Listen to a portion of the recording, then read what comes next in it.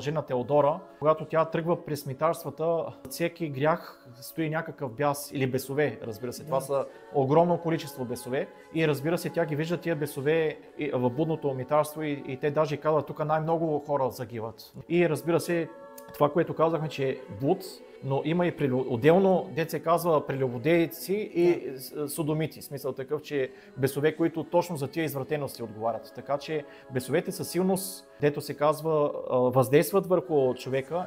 И пак казвам, това се вижда, ето в житието на света Мария Египетска, пише, че тя, разбира се, 17 години, тя се е отдала доброволно на тази страст, но когато е решила вече да се покайва, да се бори, всъщност тя сама казва, че се борих като с диви животни, нали, със своите страсти, с бесовете. Да. Тоест, тук вече се вижда, че тези, които стоят за тези страсти, това са личностни същества и те искат да те потопят. Така е. Да, така че има бесове, които действително се занимават с това нещо.